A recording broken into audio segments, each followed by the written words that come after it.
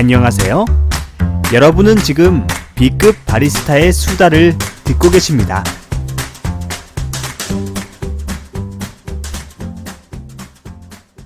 B급 커피 하기 제 200회 큰일 났어. 망했어. 망했다. 녹음하다가 또 다 날려먹었습니다. 진짜. 나 진짜 미칠 것 같아. 200회 이럴 게 없기야. 여러분, 진짜야. 나 진짜 뻥 아니야. 나 지금 한 40분 녹음했는데 또 다 날라먹었어. 나 진짜 미칠 것 같으네. 씨. 아니, 이거 했던 얘기를 어떻게 또 하냐고. 지금 커피 리뷰하고 있었거든요? 이거 풀바? 풀바 커피. 너무한 거 아닙니까, 이거? 이건 진짜 너무한 것 같아.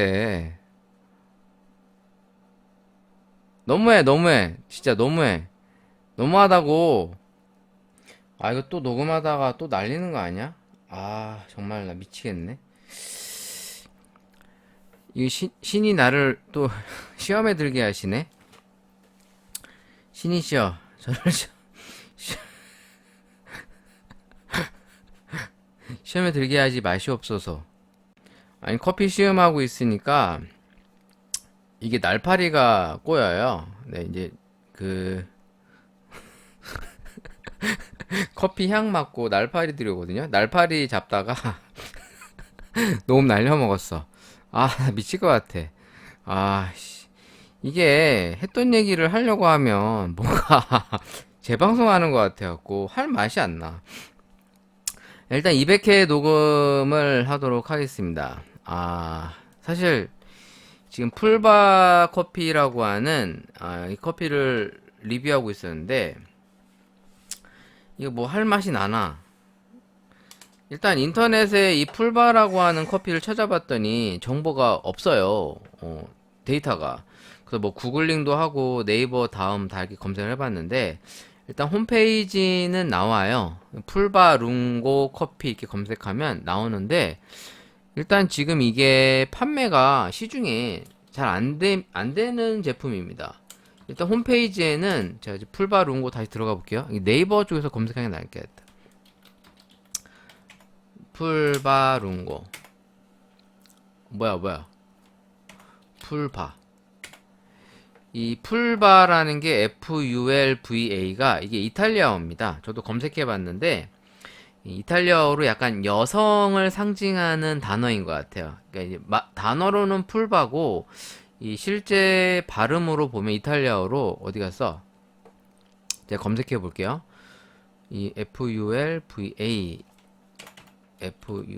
제가 모르는 단어라서 FULVA 일단 익숙하지가 않아요. 이 어학사전으로 들어가서 이탈리아어로 검색을 해보면 나오는데 어디 갔어? 이탈리아어. 이놈의 날파리 새끼. 내 날파리 잡는다. 잡았다. 이 날파리까지 잡아야 되는 이 현실. 열악한 가정 환경. 제가 이 단어를 들어볼게요.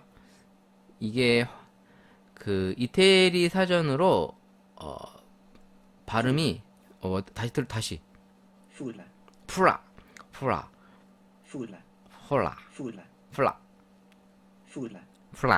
네, 잘 모르겠어. 나도 이탈리아 전문가가 아니니까 뭐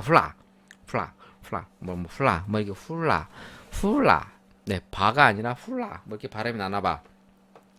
이게 이제 여성을 이제 지칭하는 이제 단어입니다. 아무튼 이 브랜드가 여성이라고 하는 이 커피 브랜드를 만들었어요. 그래서 이제 제가 커피를 이제 리뷰하고 있었거든요. 진짜로 훌라. 이 단어의 뜻을 좀 볼게요. FULVA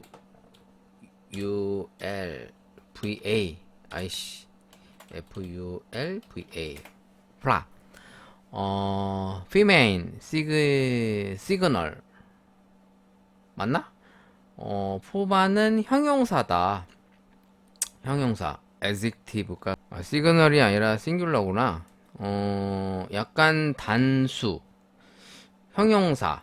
그러니까 그 여성을 지칭하는 단수적 표현의 형용사다. 뭐 이제 이런 뜻인 것 같아요. 푸바, 푸바. 네, 아까는 안 찾아봤는데 이번에 좀 찾아봤고요. 아무튼 이게 이탈리아어인데 얘네가 이제 마나 F&B라는 주식회사입니다. 제가 이제 아까 마나 F&B를 찾아봤는데 역시나 데이터가 많지는 않아요. 그러니까 이 회사가 정보가 그렇게 많지가 않습니다. 참고로 F&B가 무슨 뜻이냐면 F가 푸드고요. 엔드 할 때 그 N, 이 B가 이제 beverage, 그러니까 이제 식품, 음료 이런 뜻이에요. 그러니까 뒤에 F&B라고 써 있는 거는 대부분 식품이나 음료 사업을 하는 회사라고 아시면 돼요. 그래서 우리가 뭐 흥국 F&B, 그러니까 이제 뭐 그 주요 이렇게 재료를 쓸 때, 커피 재료 쓸 때 회사 이름에 뒤에 F&B가 붙는 경우가 많아요. 그래서 이제 F&B가 이제 음료나 식품을 가공하는 업체구나. 이제 이렇게 이해하시면 되죠. 아무튼 이 회사의 제품이 일단 스틱커피와 이런 캔타입 커피, 이게 더치커피밖에 없는데 홈페이지에 들어가면 다 솔드아웃이에요. 살 수가 없어. 살 수가 없어요. 그럼 저는 어떻게 샀느냐? 이거 롯데백화점 가서 산 거예요. 롯데백화점 가서 또 롯데 갔다고 또 일본 기업 이용한다고 뭐라 하지 마시고 여러분들도 다 쓰잖아요. 내가 하면은 로맨스고 네가 하면 불륜이냐? 뭐 이런 거 하지 마시고 우리가 살다 보면은 뭐 현실과 타협을 하며 살지 않습니까? 솔직히 뭐 많이 그런 분들이 있어요. 나 농심 제품 절대 안 먹어. 롯데는 절대 이용 안 해. 자네가 평생 이용 안 할 수 있을 것 같아? 어? 평생 이용 안 할 수 있냐고. 우리가 중국 밉다 하는데 중국 거 안 쓸 수 있냐고. 없어. 세상은 내가 이렇게 칼같이 끊고 살 수 없어. 그럴 거면 저기 무인도 가서 진짜 땅 파고 살아야 돼, 혼자. 그거 아니면 불가능해. 아무튼 지나치게 편협해지지 말고 이렇게 얘기하면 또 그러겠지. 이런 신념과 신념도 없는 새끼 막 또 그럴 수 있는 거 아니야? 이 친일파 자식 뭐 그럴 수 있는데 뭐라고 하든 나는 난 내 맘대로 살겠어. 이놈의 날파리 새끼. 아까 분명히 내가 빠바박 태웠는데 자꾸 나오는 거야? 어렵다. 자, 아무튼 이 회사 제품 중에 제가 두 개를 사갖고 왔어요. 풀바 오리지널, 풀바 시그니처. 이거 리뷰하려니까 또 짜증나네. 힘들어. 아니, 진짜 40분 녹음했는데 다 날려먹었어. 씨, 나 미칠 것 같아. 여러분들 제 심정을 아나요? 네, 방구석에서 녹음하고 있지만 이 녹음조차도 내 뜻대로 안 되는 이 현실, 미쳐버리는 이 현실 이해되나요? 내 마음을 알아? 알라나 몰라? 네. 진짜 이 커피를 지금 먹었던 거를 다시 한번 또 느끼면서 하려니까 짜증이 나는데, 자, 풀바이 오리지널이 써있기로 과테말라, 브라질, 에티오피아 블렌드로 써있는데 일단 실제로 함량을 보면 브라질 60%, 에티오피아 20%, 과테말라 20%로 써있고요. 일단은 맛은 모카 커피를 마시는 것과 같은 달콤하고 고소한 맛이라고 써있는데 마셔보면 이게 특유의 좀 향이 있어요. 근데 이게 모카 커피의 그런 향이 아니라 뭐라 그럴까? 약간 치즈 같은 향? 약간 맛은 쌉싸름한 맥주 같은 느낌도 있는데 이게 캔커피 특유의 향들일 수도 있어요. 약간 인스턴트 커피스러운데 약간 그 치즈 약간 발효향들이 있잖아요. 이 우유 발효했을 때 그 끄급한 그 꾸릿꾸릿한 그런 향, 그런 느낌이 나요. 반면에 이제 풀바 시그니처는 에티오피아 브라질 60%, 에티오피아 20%, 콜롬비아 20%. 일단은 블렌드가 비슷해요. 두 개가. 얘 지금 두 개의 차이점은 뭐냐? 하나는 콜롬비아가 20%고 하나는 과테말라가 20%라는 걸 빼고는 거의 함량이 비슷합니다. 그래서 이 시그니처 같은 경우에 그 특유의 단맛, 그리고 이제 적절한 산미. 근데 신기하게도 이 두 개의 커피가 맛이 비슷해요. 비슷해. 맛이 비슷해서 그냥 따로따로 먹으면 느낌이 비슷하다고 느낄 수 있을 것 같아. 근데 실제로 같이 놓고 보면 좀 차이는 있죠. 차이는 있는데 큰 차이는 없어요. 근데 이걸 제가 그 롯데백화점에 살 때 3,000원대 정도 샀거든요. 근데 이 홈페이지에도 보면 홈페이지에 가격이 어디 갔어? 홈페이지에 가격이 정가는 이게 4,500원으로 돼 있어요. 그리고 이제 세일을 해서 3,800원으로 돼 있고, 제가 롯데백화점에서 살 때도 요런 비슷한 가격대예요. 3,000원대였던 것 같아요. 그러니까 싼 게 아니죠. 일반적인 커피 치고는. 일반적인 캔 커피 치고는 3,800원이면 300ml인데 솔직히 저는 이 돈 주고 먹고 싶진 않습니다. 왜냐면 이제 일단 만족도가 떨어지고요. 이 커피 자체의 어떤 개성? 이런 느낌에 있어서 좀 확 와닿지 않아요. 물론 이제 홈페이지에 보면 뭐 좋은 생두를 썼다. 비율도 잘 했다. 뭐 로스팅도 정성스럽게 했고, 저온 고압 추출로 했다. 네, 일반적인 카페에서는 이제 저온 고압 추출을 쓰진 않죠. 에스프레소 머신을 쓸 때. 그래도 보통은 이제 80도에서 90도. 물론 이제 인퓨전을 할 때, 일단 저온에서 이제 저압력으로 추출하는 경우가 있긴 합니다만, 요즘에 이제 그 저압력 추출법들도 이제 많이 유행을 하고 있습니다만, 일단 뭐 카페들마다의 이제 뭐 특징들이 있겠는데, 뭐 솔직히 저 같은 경우에 이 커피가 이게 좀 괜찮다. 여러분 이 커피 먹어보세요. 막 이제 이 정도의 느낌이 안 들어. 일단 가격이 비싸. 사실 이 캔 커피가 뭐 한 세일해서 한 1,000원에 팔았다. 그러면 좀 괜찮다고 할 것 같아. 맥심 TOP보다는 나을 수 있어. 뭐 이제 이런 취지로 설명할 수 있을 것 같은데, 솔직히 지금 상황에서는 와 맛있다 막 이렇게 얘기하기에는 조금 어렵지 않나. 그냥 이 홈페이지에 대한 어떤 검색 노출이 적어서가 아니라 뭐 정보가 너무 없어서 이 회사가 뭐 유명하지 않아서 이런 게 아니라 그냥 이 가격대에 이 얘네가 내세우는 만큼의 퀄리티의 만족도가 이제 와닿질 않는 거죠. 약간 맛이 이 캔커피 가공스러운 느낌도 상당히 강하고요. 이 두 개 다. 그리고 이제 이 두 커피의 어떤 차이점이 명확하게 확 어필하지를 못해요. 뭐 써 있는 내용과 다르게 개인적으로는 물론 시그니처가 조금 더 맛은 있어요. 저 개인적으로 오리지널보다는 시그니처가 좀 더 맛이 있는데, 이 풀바 시그니처의 콜롬비아, 에티오피아, 브라질은 실제로 이제 많이 쓰이는 조합이에요. 제가 예전에 한번 리뷰한 적이 있는지 모르겠는데, 사다 쓰는 생두 중에, 원두 중에, 함께 커피라고 하는 그 회사가 있어요. 함께 커피. 어디 갔나? 한번 검색해볼까? 아이고, 또 쏟으면 안 되는데. 원두 납품 업체입니다. 함께, 제가 한번 리뷰했던 것 같은데? 커피. 여기에 새콤달콤 블렌드가 이 세 가지 조합이에요. 그러니까 여기도 이제 그 원두를 가공하고 납품하는 업체인데 드립백도 팔고 그럽니다. 여기에서 이제 새콤달콤이라는 이제 커피를 이제 사서 저희가 이제 학원에서 썼었거든요. 일단 새콤달콤 어디 있어? 새콤달콤 커피. 여기 어디 있었는데? 있다. 새콤달콤.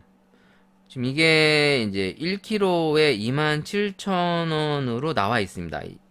일단 3kg를 사면 5% 할인, 5kg를 하면 이제 10% 할인을 하고 있는데, 이 새콤달콤 블렌드가 에티오피아 60, 콜롬비아 24, 브라질 16. 그러니까 비율은 달라요. 비율은 다른데 지금 이 커피가 에티오피아가 60%가 들어가 있는데 그러니까 이런 이 세 조합이 생각보다 많이 쓰이는 블렌드인데 사실 뭐 여기만 쓰이는 게 아니고요. 이 중남미 커피의 이 아프리카나 동남아시아, 그러니까 뭐 거의 다 중남미, 아프리카, 동남아시아가 이제 커피 주요 생산 국가죠. 지역이죠. 그러다 보니까 이제 거의 조합이 비슷해요. 비율 차이만 있고. 참고로 폴바셋이 이제 에티오피아랑 이제 브라질 투 블렌드고요. 그러니까 그만큼 뭐 특별할 건 없어요.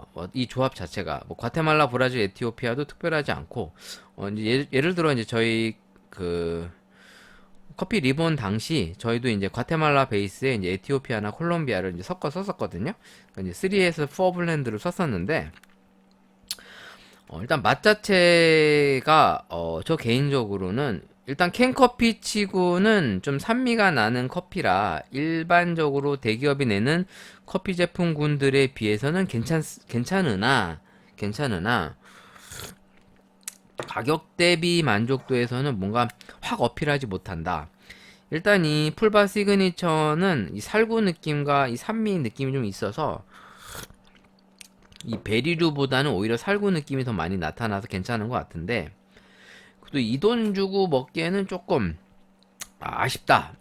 차라리 스티키형 커피를 까서 집에서 먹는 게 더 낫지 않을까? 뭐 이런 생각이 듭니다. 그냥 뭐 제가 개인적인 견해니까 또 오해하지 마시고 뭐 이럴 수 있잖아요. 나는 맛있게 먹었는데 너는 왜 그 모양이냐? 그냥 제 취향이에요. 제 취향. 참고로 내 돈 주고 사 먹은 겁니다. 저는 이렇게 협찬받는 일도 없고, 물론 가끔 저번에 좋아요처럼 뭐 이렇게 드립백을 선물로 받은 경우는 있지만, 거진 다 이제 제 돈 주고 사 먹고요. 내 돈 주고 먹어야지, 그럼 어떻게. 뭐 가서 그지처럼 가갖고 뭐 좀 협찬 좀 해주세요. 나 그런 짓은 못해. 그렇게 하고 싶지도 않아. 그냥 내 돈 주고 먹고 내 돈 주고 그냥 편하게 평가하고 싶어. 그냥 이 커피는 일단은 시중에 많이 유통되지 않는 커피고 인터넷상에도 없어요. 인터넷상에도 없고 홈페이지에서도 이제 생산을 안 합니다. 그러니까 뭐 접었는지는 잘 모르겠는데 아무튼 이 커피에 대한 내 개인적인 견해는 별로다. 오해하지 마시고 그냥 나는 별로였다. 가격 대비 만족도는 별로였다. 이렇게 얘기하고 그냥 넘어가도록 하겠습니다. 자, 이제 한 주간의 이제 기사거리들을 한번 얘기해 보려고 합니다. 이제 커피 리뷰를 원래 길게 했었는데, 이렇게 간단하게 끊고, 가보도록 할게요. 원래는 얘기를 더 많이 했는데, 똑같은 얘기 또 하려니까 너무 힘들어. 원래 리스트레토 룽고 얘기도 하고 그랬는데, 귀찮아. 그냥 갈 거야! 이씨, 나 안 했어. 나 안 해. 망했어. 자, 금주의 커피 기사들을 한번 찾아봤습니다. 금주의 커피 기사. 논란도 못 막는다. 한국인의 스타벅스 사랑. 뭐 이런 기사입니다. 한국인의 스타벅스, 뭐 이게 어제 오늘 일도 아니고 한국인의 이런 고객 중성도 뭐 어제 오늘 일이 아니죠. 뭐 맨날 호구다 어쩐다 해도 한국 사람들은 뭐 나도 그렇고 뭐 나는 아닌 것처럼 얘기하니까 좀 그런데 나도 그래요. 그냥 한번 꽂히면 그거에 대해서 그냥 이제 무한 애정을 쏟는 거죠. 그러니까 사람들이 한번 이게 각인이 돼 버리면 이게 잘 안 바뀌어요. 안 바뀌어. 예를 들어 우리나라에서 이제 뭐 라면 순위 하면 옛날에는 이제 삼양라면이었어요. 지금 라면 순위 한번 볼까? 라면 순위 이런 거 나오나? 라면 순위 2022년 봉지 라면 판매 순위를 알아봤대. 20위까지만 소개를 한다라고 써 있네요. 뭐가 몇인지를 알아야지. 아니 뭐야? 뭐 이게 순위는 안 나와 있네? 아니 몇 등인지를 소개해야 될 거 아니야? 자, 지금 현재 제가 알기로는 라면 순위 1등은 농심인 걸로 알고 있어요. 저는. 그리고 뭐 안 바뀌어. 뭐 농심이 친위 기업이다. 어쩌고 저쩌고 뭐 먹지 말아야 된다. 불매운동 어쩌고 저쩌고 하는데 어 봉지라면 1, 2위가 오뚜기 진라면과 신라면이라고 합니다. 그러니까 얘네가 이제 1, 2, 3위를 이제 왔다 갔다 하는 것 같아요. 그래서 뭐 보면 이제 오뚜기 진라면 시리즈 개인적으로는 저 진라면 좋아합니다. 오뚜기랑 이 농심 짜파게티 너구리 뭐 오징어 짬뽕 뭐 팔도 틈새 라면 일단 순위를 한번 볼게요. 신라면 블랙, 신라면 오리지널, 신라면 건면, 불닭볶음면, 짜짜로니, 삼양라면, 짜장면, 오뚜기 짜장면, 오뚜기 열라면, 오동통면, 틈새라면, 안성탕면 뭐 이렇게 나왔대. 그러니까 그 한국 사람들이 한번 이 농심이라는 그 브랜드가 이제 각인이 된 이후로 꾸준하게 농심 보면은 시장 점유율이 1등이 2021년도를 보니까 1등이 신라면, 2등이 오뚜기 진라면, 뭐야? 이거 어떻게 돼 있는 거야? 1등이 농심이래요. 시장 점유율 49.5%, 오뚜기 26.4%, 삼양 10.2%, 팔도 8.2%, 풀무원 0.8%. 자, 안 바뀌어. 잘 안 바뀌어. 지금 오뚜기가 강세를 보이는 이유는 오뚜기가 이제 가뚜기라고 그러면서 이제 좀 라면 할인을 많이 했었어요. 특히나 요 코로나 시국에. 그러면 이제 뭐 착한 기업 뭐 이런 식으로 이제 이미지를 많이 굳혔죠. 근데 어찌됐든 간에 2020년을 보면 2020년도도 1위가 신라면, 2위가 짜파게티, 3위가 안성탕면, 4위가 진라면, 5위가 팔도 비빔면, 6위가 육개장 사발면, 7위가 너구리, 8위가 삼양라면, 9위가 진라면, 10위가 신라면. 뭐 아무리 뭐 어쩌고 저쩌고 해도 라면 하면 농심이 우리나라 사람들이 먹는 거예요. 그러니까 뭐 농심 사태와 관련해서 농심이 나쁜 기업이다. 응? 니들이 삼양라면 밀어냈다. 막 이렇게 얘기하시는데도 실제로 대다수의 국민들은 농심을 먹어. 물론 이러겠지. 나는 안 먹어. 뭐 이런 사람도 있는데 뭐 자네가 안 먹어도 분식집에서 농심 라면 쓰면 어쩔 거야. 안 먹을래도 안 먹을 수가 없잖아. 그러니까 이렇듯이 한번 딱 각인이 되면 잘 안 바뀌어요. 변화가 잘 없어. 그래서 뭐 우리가 명품 시장도 얘기하지만 명품 가격 막 올려도 막 줄 서서 사람들이 사고 뭐 너는 안 그러느냐? 나도 그래. 나도 딱 뭐 꽂힌 거는 잘 안 바뀌어. 뭐 예를 들어 뭐 게임기 하면 플레이스테이션, 닌텐도 뭐 이런 거 있듯이 뭐 사실 그만한 기업을 견줄 수 있는 회사가 없죠. 물론 마이크로소프트의 엑스박스가 있습니다만 아직 없어요. 그 대체제가. 뭐 그런 것처럼 뭐 우리가 스마트폰 그러면은 솔직히 뭐 아이폰 아니면 갤럭시 아닙니까? 예? 물론 이제 LG가 없는 이 상황에서는 뭐 선택지도 별로 없잖아. 그만큼 한국에서의 이 스타벅스의 아성을 넘보기가 쉽지 않아요. 왜 그러느냐? 격차가 너무 커. 어느 정도 비등비등해야 뭐 그래도 뒤집기라도 하지. 이건 뭐 게임이 안 돼. 지금 보시면 그 스타벅스의 이제 카페별 이용률에 대해서 일단 스타벅스 1위, 2위 투썸플레이스, 3위 이디와 4위 메가커피, 5위 컴퍼스, 6위 백다방 이렇게 나옵니다. 이게 데이터가 언제 데이터인지는 모르겠는데 그 스타벅스 테이크아웃도 스타벅스에서 주로 이용을 한다라는 비중이 나와요. 사람들이 이미 익숙해진 거예요. 스타벅스라는 브랜드에. 그리고 그 문화를 소비하는 것이 하나의 삶이 된 거죠. 그래서 이게 잘 안 바뀌어. 뭐 바뀌기도 쉽지 않아. 이미 그렇게 돼버렸어. 물론 이제 시간이 지나면서 이제 비율은 좀 줄일 수 있을 것 같아요. 제 생각에는.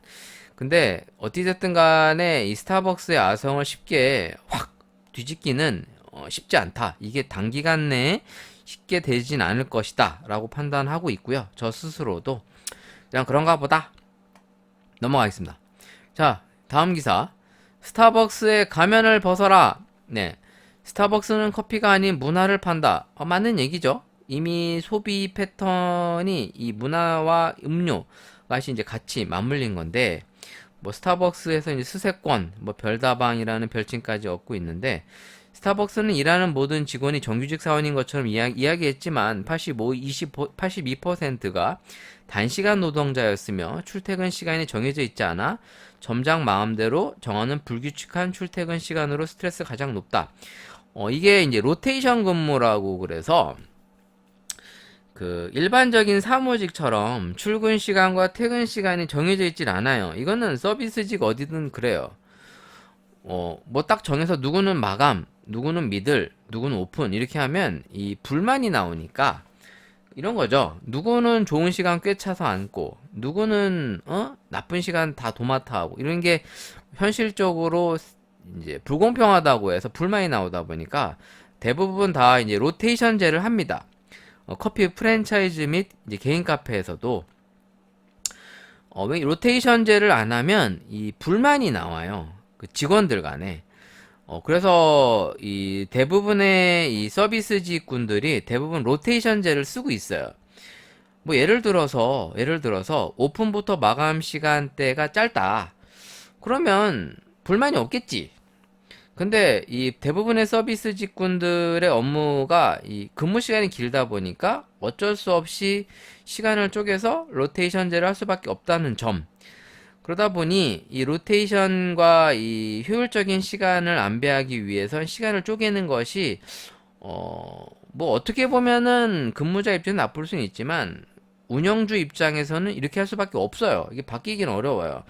바뀌려면은 우리의 그 삶의 패턴 자체가 바뀌어야 돼. 예를 들어, 사람들이 아침 일찍부터 커피를 먹지 않는다. 예를 들어, 뭐 회사 출근 시간이 11시야. 11시라서 대부분 점심에만 커피를 먹고 퇴근이 일러. 그래서 한 4시쯤이면 퇴근을 해. 그럼 늦은 시간엔 대부분 집에서 보낸다. 해외, 뭐 이렇게 좀 다른 나라의 어떤 일상적인 패턴처럼. 뭐 제가 이제 해외 생활을 했었던 몇몇 나라들 중에 보면 뭐 캐나다도 그렇고요. 뭐 이제 너무 옛날 얘기라 지금 얘기하는 게 현실적으로 맞을지 모르겠는데 보통 이렇게 해외 다른 나라를 보면 6시 이후에는 문을 다 닫아요. 그리고 다 나다니는 게 조금 일상적이지가 않아요. 한국처럼 늦은 시간에도 막 영업을 많이 하고 이런 분위기가 아니에요. 그러다 보니까 근무 시간 자체가 딱 정해져 있어요. 아침 출근, 퇴근. 그러다 보면 사실 이런 환경이 조성이 안 되는데 이 한국이라고 하는 정서적 분위기가 일찍 시작해서 늦게까지 하는 이런 분위기로 가다가 보니까 뭐 코로나 이후에 조금 약간 이런 게 있긴 했었죠. 코로나 동안에 영업 시간을 단축돼서 뭐 9시, 8시만 되면 문을 닫는다든가 그나마 이제 코로나 때문에 이 서비스 직군들의 영업 시간 그 영업 운영 방법이 많이 바뀐 부분은 있는데 보편적으로는 그게 확 바뀌긴 어려워요. 뭐 이런 내용과 관련돼 있는 기사예요. 근데 이게 사실은 노동 환경의 어떤 변화, 그러니까 삶의 변화가 일어나지 않으면 쉽게 일어날 수는 없어요. 왜냐면 기업들이 자발적으로 야, 너희들을 배려하기 위해서 우리가 덜 이익을 챙길 테니까 함께 상생하자. 이런 일은 거의 없거든요. 그럼 스타벅스라고 하는 기업이 변하려면 우리나라 삶의 구조가 바뀌어야 돼요. 쉽지 않죠. 네, 노동 환경의 변화가 확 일어나기는 쉽지 않다. 그렇게 저는 생각을 합니다. 자, 다음 기사로는 메가커피와 스타벅스 사이의 이디야 커피가 가는 길. 뭐 이 기사는 뭐 매년 나오는 내용인데 매년이 아니라 뭐 이제 뭐 매번 기사가 나와요. 자체 로스팅 공장으로 경쟁력을 강화하고 해외 진출을 본격화하면서 실적 개선 후 IPO 재추진 가능성도 있다라는 기사를 내세우면서 이디야가 처음에 나왔을 때만 해도 이제 1,300원이었던 걸로 기억이 납니다. 제가 이디야에 몸을 담았을 때 당시가 이제 2008년도 1,300원이었어요. 이디야 커피가 아메리카노가 그러니까 1,000원대였죠. 1,000원대. 1,000원대 커피다 보니까 실제로 소비자들이 합리적인 가격에 만족도 높은 음료 이런 것을 어 이제 뭐랄까 수긍을 했어요. 그때 당시 잘 됐죠. 이디야 커피가 제가 이디야에 있을 때만 해도 실제로 이디야 커피가 매출이 상당히 좋은 편이었습니다. 그러니까 보통 이런 프랜차이즈 가맹점을 냈으면 그때 당시 2008, 9년도 당시 보통 매장별로 월 매출이 2천만 원 정도가 나왔어요. 상권이 엄청 좋지 않아도. 그러니까 그만큼 이디야 카페를 내면 좀 장사가 됐던 때가 있어요. 그러니까 1,000원짜리 커피 팔아서 월 매출 2천원을 거둔다는 건 상당히 그 판매 실적이 좋은 거죠. 그래서 보시면 2012년도부터 실적 추이가 나오는데 여기 이제 기사가 매출이 기하급수적으로 커집니다. 매년. 그 실적 추이는 대신에 기하급수적으로 크질 못해요. 영업이익. 여기 기사로는 그래요. 기사로는.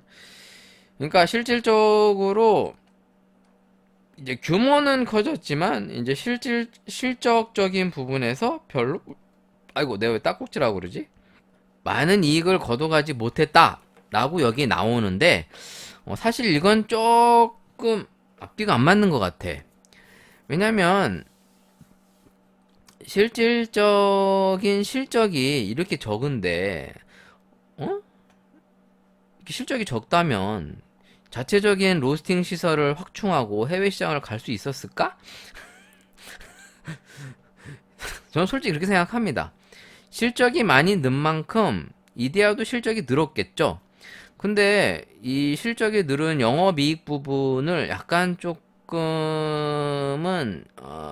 이게 좀 정확하지 않을 수 있지 않을까라는 게 제 생각입니다.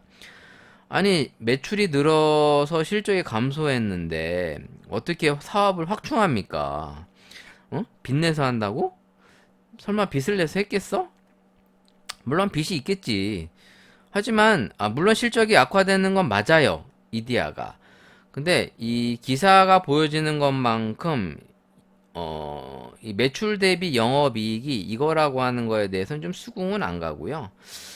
물론 이제 시설을 확충함으로써 시설 비용으로 많이 빠진 부분이 있겠죠. 이제 그런 비용을 제외한 실질적인 영업이익이라고 하면 이해가 되겠죠. 왜냐면 이제 사업 투자로 인해서 재투자가 이루어지다 보니까 이제 영업이익률이 좀 떨어질 수 있다.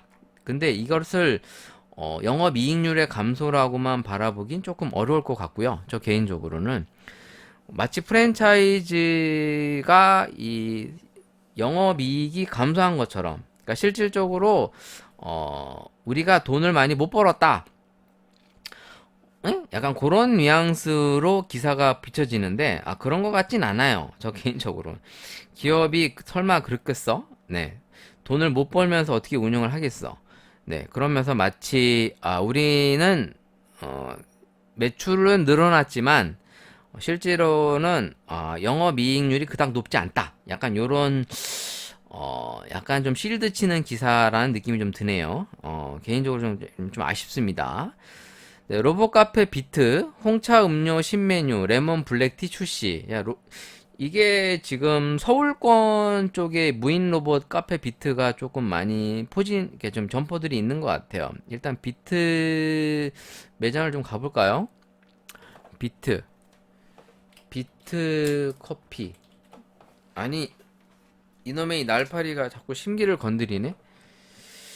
비트 코퍼레이션이라는 홈페이지로 들어가면 나오는데, 점포 매장이 매우 많이 늘었는데? 카페 오픈 교육 무료 지원. 아니, 이게 뭐, 교육이 뭐가 필요해? 로봇이 하는데.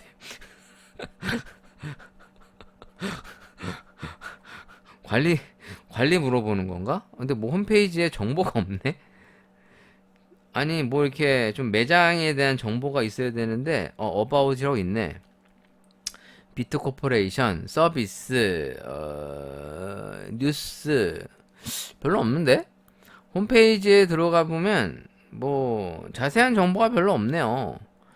네, 그냥 생략할래.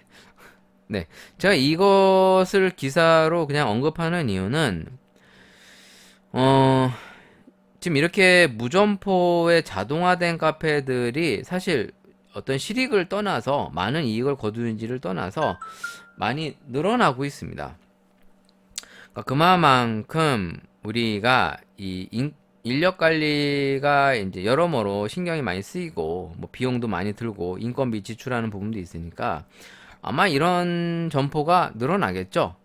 앞으로도 늘어날 거라고 생각이 드는데 얼마만큼의 실익을 거둘지는 뭐 조금 더 지켜봐야 되겠습니다만은 아무래도 이렇게 자동화되는 옛날로 따지면 자동 판매기라고 보시면 될 것 같아요.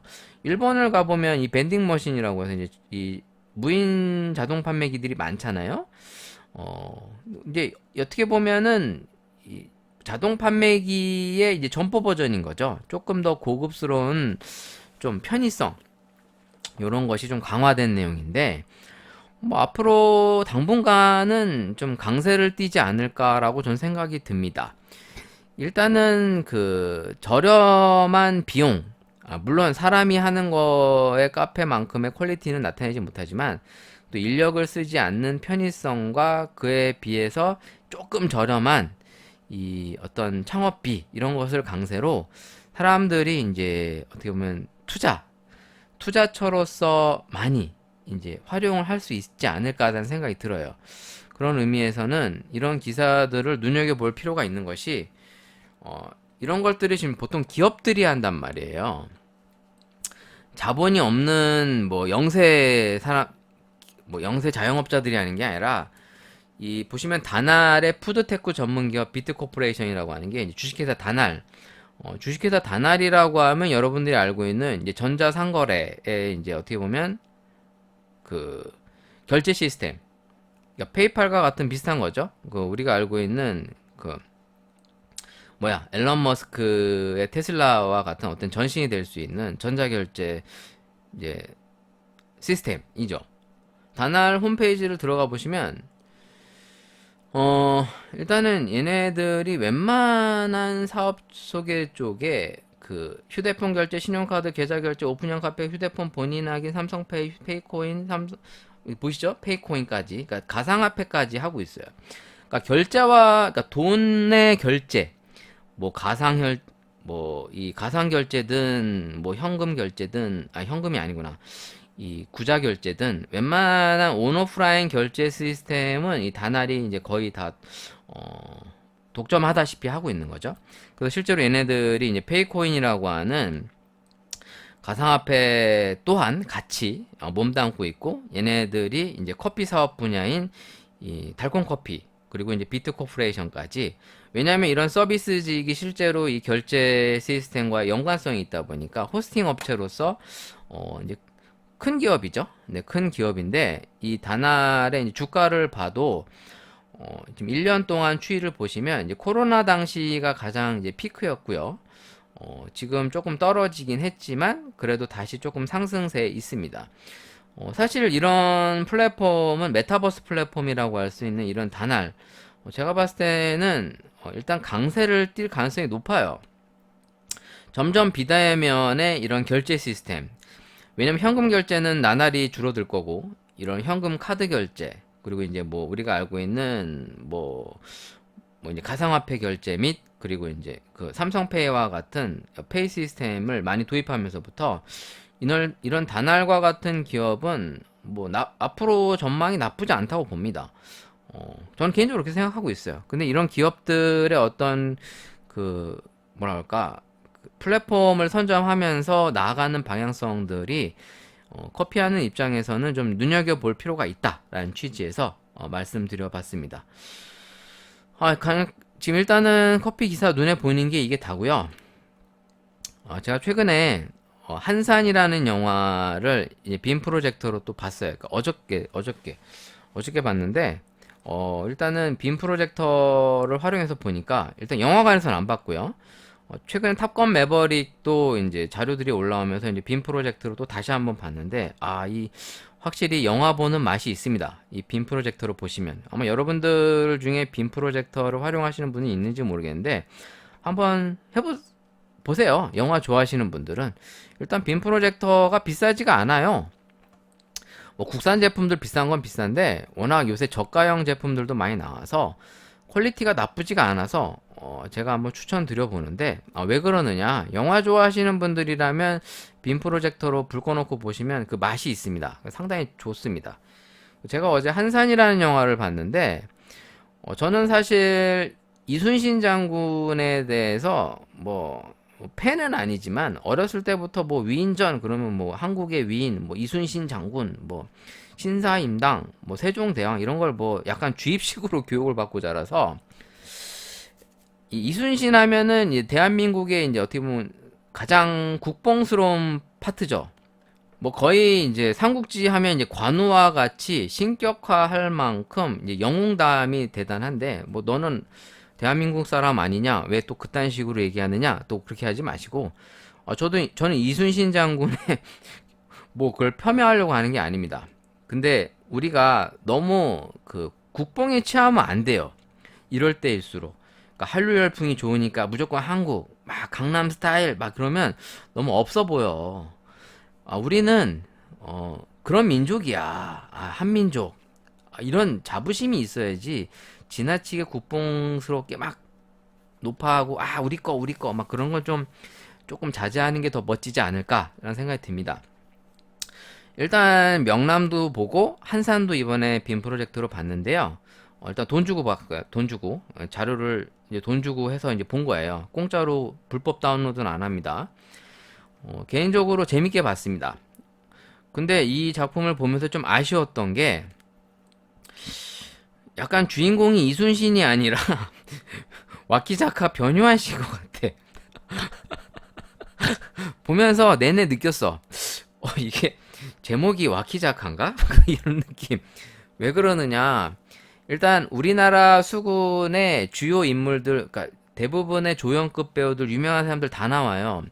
뭐 김양기, 김성규, 뭐 손현주, 그리고 이제 뭐 안성기 씨, 뭐 유명하다는 조연 배우부터 이제 주연급 배우들까지 많이 나오는데 그러다 보니까 우리나라 수군 쪽의 배역들의 인물들이 좀 분산된 느낌이 있었어. 반면에 이제 일본 쪽에 이제 어떻게 보면은 그 주요 인물인 와키자카, 이제 변요한 씨가 주요 인물로 부각이 되다 보니까 약간 이 변요한의 입장에서 보는 이 한산 요런 느낌이 듭니다. 사실 박해일 씨가 나타내는 이미지가 뭔가 이렇게 강렬한 인상을 주질 못했어요. 저는 개인적으로. 그리고 약간 CG도 조금 좀 티가 너무 난다고 해야 되나? 좀 아쉬웠다. 재미있었어. 손에 땀을 쥐면서 막 몰입하면서 봤기 때문에 재미는 있었는데 조금 더 완성도를 높였었으면 어땠을까? 그리고 이제 앞으로 이제 노량. 이게 참고로 이제 명량이 먼저 나왔는데 원래는 한산이 먼저죠. 한산을 먼저로 하고 그 다음에 이제 명량, 이제 노량인데 저는 개인적으로 이 김영민 씨가 나왔던 그 불멸의 이순신 이게 언제적 작품이지? 상당히 재밌게 봐서 불멸의 이순신 어디야? 2004년도네요. 꽤 옛날이네. 이때 내가 어렸지. 참 어렸는데. 이때 이 작품을 제가 이제 할아버지랑 이제 조부님이시죠? 근데 조부님이 이제 돌아가셨는데 그때 같이 이 저녁에 이 KBS 1을 틀어놓고 같이 봤던 추억이 있어요. 그래서 여기 보시면 이제 와키자카 야스하루 지금 여기 변요한 씨 역을 이제 김명수 씨가 했었죠. 약간 좀 간사한 이미지로 여기서 나왔었는데 되게 악역으로 나왔어. 와키자카가 여기서도. 근데 여기 변요한 씨의 와키자카는 좀 약간 카리스마도 있고 좀 약간 좀 야비한 놈으로 비춰지진 않았는데 이 불멸의 이순신에서 와키자카는 상당히 좀 야비한 캐릭터? 약간 그런 악역 중에 악역? 이런 걸로 나옵니다. 여기서 이제 이순신 역이 이제 김영민 씨, 그 최재성 씨가 이제 원균 역으로 나왔는데 상당히 재미가 있어서 이때 이후로도 즐겨봤고요. 참고로 이게 유튜브에 그 노량해전 파트, 그러니까 이제 불멸의 이순신 마지막 회가 이 노량해전이에요. 그러니까 총 맞고 이제 숨을 거두는 그 장면이 이제 노량해전인데 그 풀 버전이 유튜브에 있더라고요. 그러니까 다시 볼 수가 있어. 그 화질도 상당히 좋아. 그래서 저도 한번 다시 봤었는데 이 작품을 보면서 우리가 그 임진왜란 당시에 좀 이제 아픔 그리고 오늘날에도 이제 최근까지도 이 일본에 이제 억압받던 그런 시대가 있는데 그 한 번 이랬던 민족이 바뀌기가 어려워요. 그런 면에서 우리가 이제 일본을 견제하는 부분에서 항상 신경을 나를 세워야죠. 언제 또 올지 몰라, 저 인간들이. 그러니까 뭐 일본을 좋은 점을 본받고 일본을 애용하는 부분도 있지만 우리가 항상 견제해야 되는 나라가 바로 중국, 일본, 러시아 이 세 나라입니다. 이 세 나라는 언제든지 우리나라를 침탈하고 이용해 먹으려고 했던 나라지. 참고로 한국이 이용해 먹었던 적은 잘 없어. 그러니까 한마디로 그 억압받고 이제 탄압받던 그런 나라예요. 그런 의미에서는 지금과 같은 정세, 지금 중국이 상당히 위험하죠. 러시아도 그렇고요. 좀 일본도 다시 한번 일어서려고 하고 있는데 이런 면에서는 이런 영화를 보면서 다시 한번 우리나라가 과거를 잊지 말고 우리가 이런 영웅, 이순신과 같은 영웅이 사실 항상 기대하고 있잖아요. 지금과 같은 때에도 이런 리더를 상상하고 있는 거 아닙니까? 야, 이순신 같은 리더가 나타났으면 좋겠다. 근데 잘 안 나오니까 문제지. 아무튼 이 함산이라는 영화를 보면서 뭐 여러 가지 생각이 좀 오고 가고 뭐 여러분들도 기회 되시면 한번 보시라 라는 취지에서 짤막하게 얘기를 마쳐봤습니다.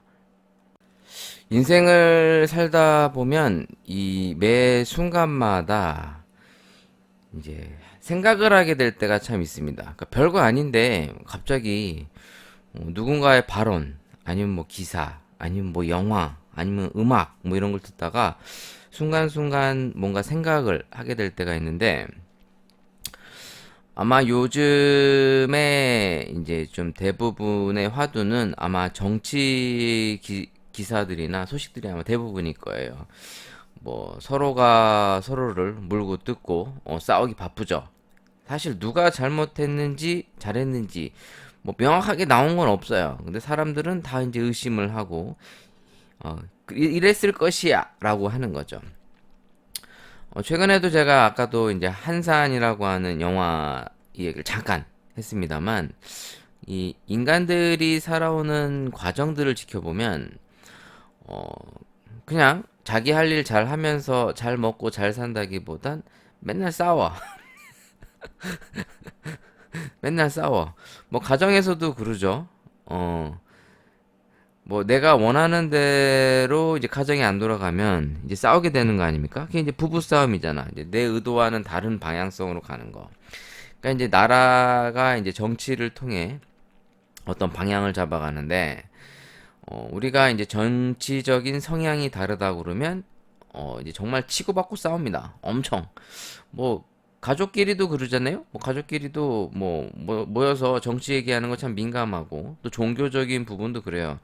그래서 이제 제일 무서운 게 이 종교 논쟁, 신념과 이념 이런 걸 가지고 정치 그러니까 뭐랄까 답이 없어. 답이 없어. 그 사람이 그거에 대한 어떤 믿음이 생기는 걸 가지고 우리가 이렇다 저렇다가 백날 얘기해봐야 아무 소용 없죠. 예를 들어 이제 제가 이제 기독교인입니다. 안 믿는 사람과 이제 뭐 예를 들어 유대교와 이슬람교가 있다고 칩시다. 각자 자기가 믿고자 하는 바가 서로 달라요. 그러니까 유대교, 이슬람교, 기독교, 캐톨릭은 분명 같은 신을 섬기는 한 가족이에요. 뭐 서로 이렇게 뭐랄까 남이 아닙니다. 엄밀히 말하면 이 유일신을 모시는 이 어떻게 보면 이 공동체에서는 다 이제 가족 같은 개념으로 만나거든요. 우리가 뭐 가족 이러면 가족 같은 뭐 이러는데 아시겠지만 제가 자주 얘기했죠. 그 아브라함에서 이제 이삭과 이스마엘로 나뉘면서 오늘날의 이제 유대교와 이슬람교가 이제 나뉘어지는 것처럼 물론 이제 근본이 없는 기독교와 캐톨릭 이제 예수를 통해 믿음을 통해서 하나님을 영접하게 되는 과정에서는 이제 유대교와 이슬람교의 어떤 공통점이라고 보긴 좀 그래. 근데 이제 어찌됐든 간에 신이 같아. 근데 서로 믿고자 하는 바가 서로 달라서 서로 인정을 하지 않죠. 그래서 이제 엄청 치고받고 싸우는 거 아닙니까? 그 성전을 탈취하기 위해서 예루살렘을 기독교 국가와 이슬람교가 첨예하게 싸웠던 것처럼 요즘 세상을 보면 끝없는 싸움, 뭐 러시아 우크라이나 전쟁을 비롯해서 이제 지금 러시아가 이제 자원을 무기로 점점 오히려 유럽을 압박하는 공세로 바뀌어가고 있는데, 자, 우리가 인생을 살면서 잠깐 살다 가는 겁니다. 아, 너는 100년이 잠깐이냐? 아, 지나고 보면 잠깐일 수 있어. 지금 저도 이 지나온 시간을 생각해 보니까 진짜 금방인 것 같아요. 너무 짧아. 10대, 20대가 어제 같은데 벌써 이제 40대 중반, 후반을 넘어서 이제 50 가까이 와 있고요. 그러니까 이런 것처럼 뭐 그냥 후덕후덕 지나가요. 또 혹시 압니까? 좀 일찍 갈지? 사람 인생이란 거 알 수 없어요. 저와 같이 있었던 많은 지인들, 일찍 가신 분들이 많이 계셔가지고 지금 생각해보면 그분이 그렇게 갈지 몰랐지. 근데 지나고 보니 참 시간도 빨리 흘러가고 모든 것이 많이 변해간다. 뭐 이런 생각이 들었습니다. 그런 의미에서 제가 전에 한번 리뷰에서 좀 좋지 않은 평을 했던 이 카멜 크림 모카 한번 다시 해보려고 합니다. 왜 다시 하냐? 집에 이게 굴러댕기고 있어. 그렇다고 안 먹을 수는 없잖아. 참고로 전에 그 카멜 커피는 그때 시음만 하고 다 버렸어요. 보통 제가 먹을 만한 커피들은 이제 냉장고에 넣어놔요. 이걸 밀봉을 해서 뭐 이렇게 다른 데다 옮겨 담고 이제 좀 시간이 지나면서 천천히 먹는 편인데 진짜 맛이 없다, 못 먹겠다, 이제 이런 거는 그냥 진짜 바로 폐기하거든요. 가끔 그런 커피들이 있어요. 뭐 제가 버렸다는 얘기는 안 했는데 이제 카멜 커피는 도저히 못 먹겠어 못 먹었어. 버렸는데 오늘 한번 다시 도전을 해보겠습니다. 그래서 좀 빈속을 좀 채우려고 햄버거 조금만 먹고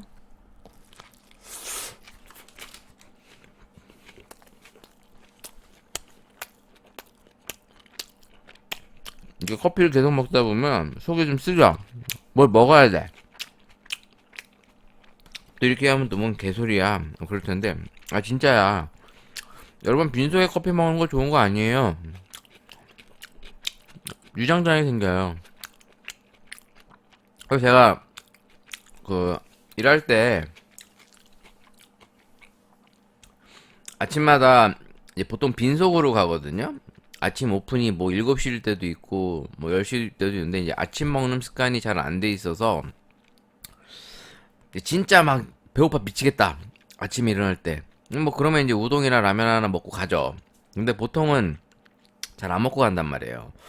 끼케야 뭐 우유 한 잔 정도 먹거나 두유 먹고 가는 게 단데, 아침마다 맨날 커피를 많이 먹는 습관이 돼서 그런지 이게 위내시경을 하면 항상 그 위 점막이 좀 약간 울긋불긋한, 그걸 이제 우리가 위궤양이라고 그러나? 위궤양이라고, 궤양이라고 그러죠? 맞죠?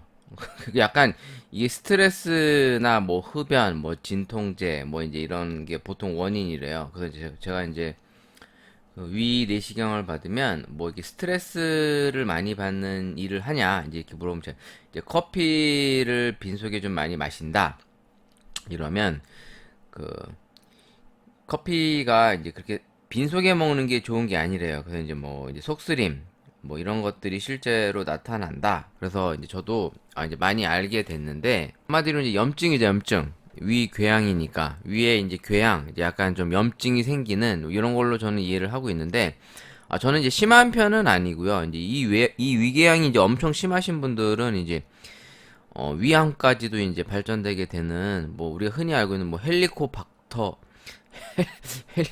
헬리코박터균인가?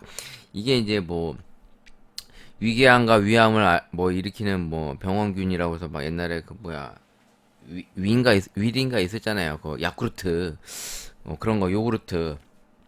야, 자세한 거 나도 잘 몰라. 내가 이쪽 전문가가 아니잖아.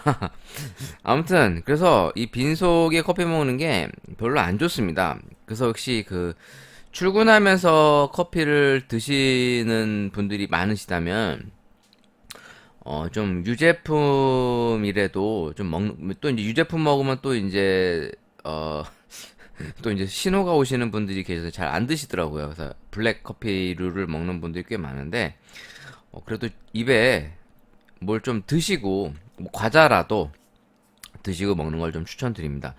저는 이제 지금은 현장 일을 안 하니까, 사실 이제 위궤양을 달고 살 일이 없어요. 왜냐면 제가 커피를 예전처럼 많이 먹질 않아요.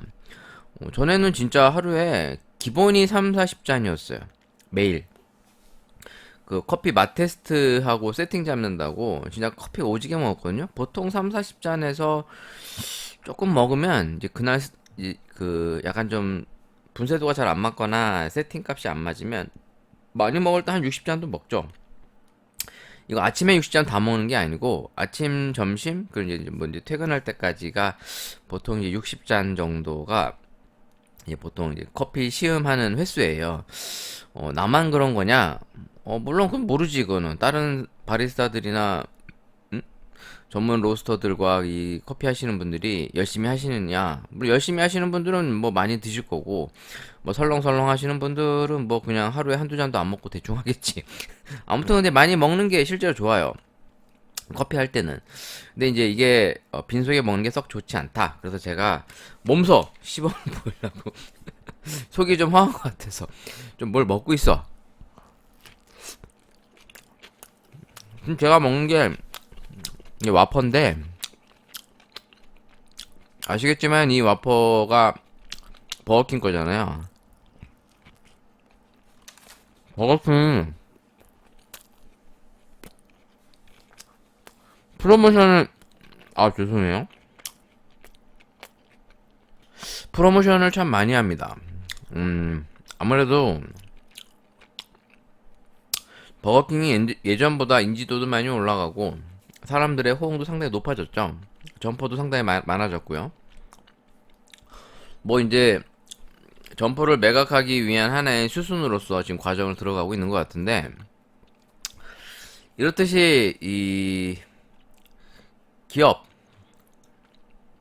브랜드 이런 것들을 보면 이렇게 지켜보면 항상 이렇게 사고 파는 개념으로 이 기업이 계속 바뀌어갑니다. 주인이. 근데 저는 그런 모습들이 썩 좋아 보이지 않아요. 이런 거죠. 현대자동차. 그럼 현대가 쭉 가면 좋은데 현대가 했다가 뭐 대우가 했다가 외국계 기업이 했다가 쌍용차가 약간 그런 분위기죠. 지금 이제 쌍용차를 이제 KG 그룹이 이제 인수하기로 했다 제가 말씀드렸잖아요. 이런 걸 보면 이 커피 업계도 거의 비슷해요. 뭔가 이 몸집을 좀 불려서 브랜드를 좀 키워놓고서 이제 자기가 그동안 노력한 거에 대한 대가의 보상으로서 브랜드를 비싸게 팔고 가는. 그럼 너는 안 그럴 거냐? 뭐 나도 그러겠지. 나도 그럴 건데 좀 이걸 쭉 장인 정신이라고 하면 좀 그런가? 하긴 뭐 기업을 꼭 장인 정신과 비교할 건 아닌데 좀 뭐라 그럴까? 이 브랜드에 대한 책임? 그런 의미에서 좀 이렇게 브랜드를 만든 사람이 오랫동안 쭉 이렇게 좀 키워나가는 그런 모습을 좀 봤으면 좋겠어요. 그런 면에서는 좀 이제 이디야가 그래도 열심히 잘 하고 있죠. 몸집 키운 다음에 뭐 팔아먹고 이러진 않잖아요. 그런 의미에서는 그런 롤모델들도 좀 보여줬으면 어떨까. 그런 막연한 기대를 하고 있습니다. 사실 기업들이 인수해가 갖고 그 브랜드가 이렇게 막 좋게 보여지는 경우가 별로 없는 것 같아요.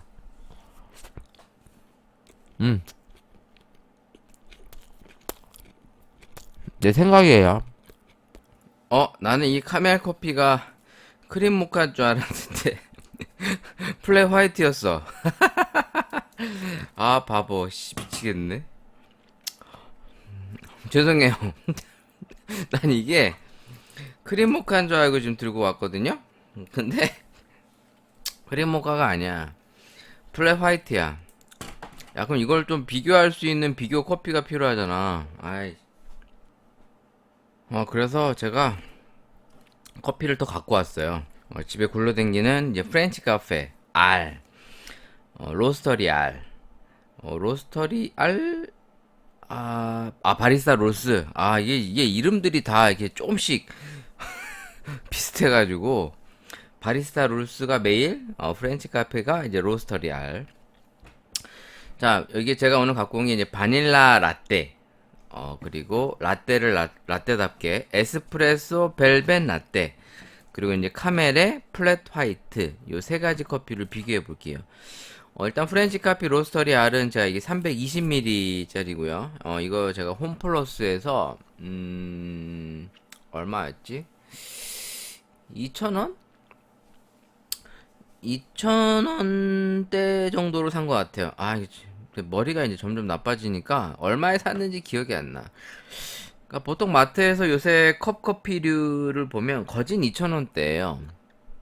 이 대형 마트들 가보시면 이 사이즈가 차이가 있긴 한데 그래도 보통 용량이 좀 크다 싶으면 요 2,000원대 중후반 이렇게 좀, 그러니까 3,000원대를 넘어가는 게 흔하진 않아요. 또 이제 프로모션 같은 거 하면은 1+1이나 이제 2+1 이런 행사를 많이 해서 그런 행사 제품들을 또 사람들이 많이 사죠. 그러니까 어찌됐든 한 2,000원대입니다. 세 개 다 이제 2,000원대 커피고요. 사실 제가 이 방송이랍시고 하면서 이제 심심하니까 이런 거 저런 거 마셔보려고 하는 취지에서 이걸 하는 거지.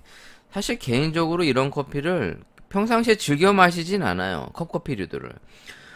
사실 즐겨 마실 이유가 없는 게 집에 이제 원두나 커피류가 워낙 많이 굴러댕기니까 지금 안 먹고 굴러댕기는 원두도 엄청 많고 사실 그게 어떤 원두인지조차도 이제 라벨도 안 붙여놓은 것도 있어. 그래서 이게 무슨 원두인지도 몰라. 그러니까 소리 소문 없이 이제 방향제로 쓰이거나 이제 비료로 가겠지.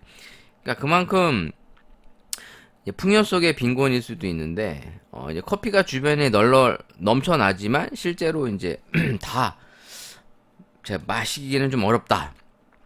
그런 의미에서 이것도 역시나 시중에 유통되는 커피는 엄청 많죠. 근데 그거를 제가 매번 다 사서 먹어보긴 어렵고 이제 수시로 먹어보긴 하는데 그렇게까지 제가 즐겨 마시진 않아요. 자, 아무튼 지금 이건 제가 생각했을 때 새로 먹어보는 것 같은데요. 에스프레소 벨벳 라떼를 먼저 얘기를 드려볼게요.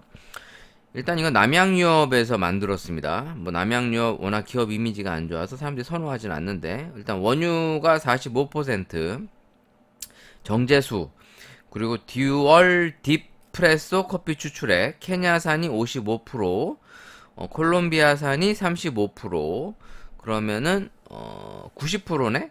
케냐산, 콜롬비아산, 그럼 90%. 10%또 어디 갔어? 아니, 이 사람들이 은근슬쩍 대충 넘어가려고 그래. 응?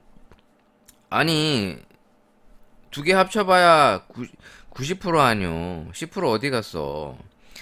카페 리얼 라떼처럼 진한 에스프레소에 그대로 놓은 신선한 우유다 라고 표기를 해놨습니다. 뉴크림이 들어가고요. 혼합 탈지 분유, 합성 향료, 유화제 이런 게 들어갔대요.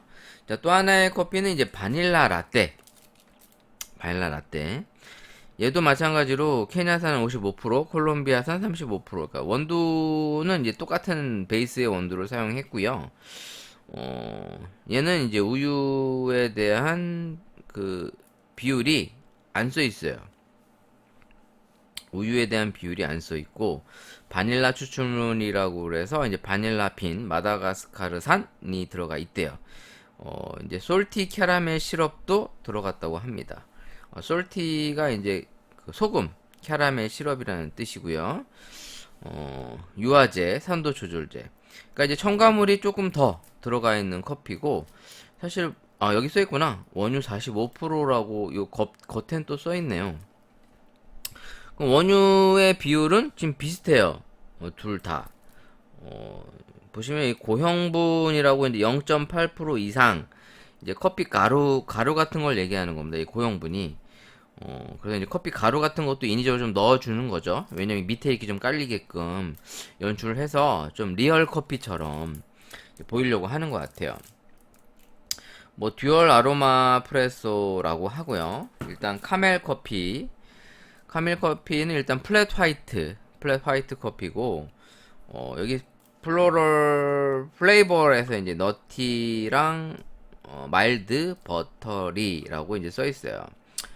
뭐 일단 원유 국산, 근데 함유량은 없고요. 여기는 이제 커피는 브라질 60%, 온두라 30%, 인도 10% 이렇게 써놨습니다. 100%죠, 이건. 표기를 다 한 거예요. 근데 지금 남양유업 커피는 이제 10%가 사라졌어. 일단 동원 FMB에서 제조를 했고요. 유통은 이제 GS 리테일, 네, 했다고 합니다. 커피 추출액에 이제 브라질산이 이제 첨가가 또 됐고, 유화제, 탄산수소, 나트륨, 코코아 추출물, 뭐 이런 게 들어갔답니다. 자, 한번 또 먹어볼까요?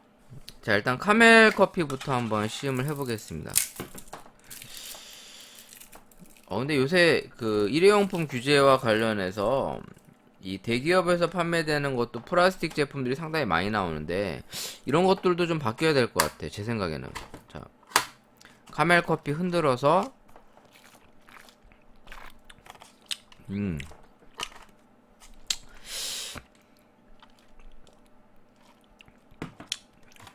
오늘은 먹으니까 또 느낌이 조금 다른데, 맛이 없지 않은데, 좀 약간 맛이 어떤 느낌이냐? 약간 짠 맛이 조금 있고요. 네가 햄버거 먹어서 그런 거 아니냐? 아니라 실제로 이 라떼류에서도 약간 그 커피의 짭짤한 느낌이 느껴지거든요. 지금 이게 좀 뭐라고 얘기해야 되나? 느끼해요, 커피가.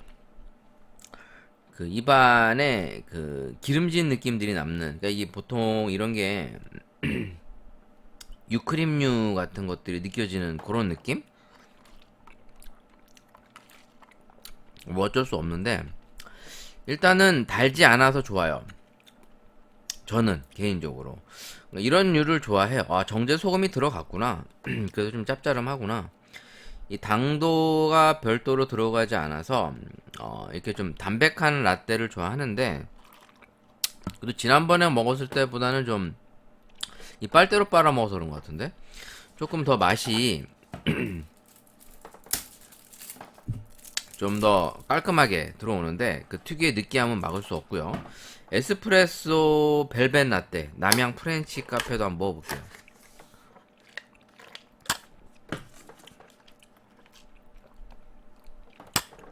이게 좀 맛이 달라.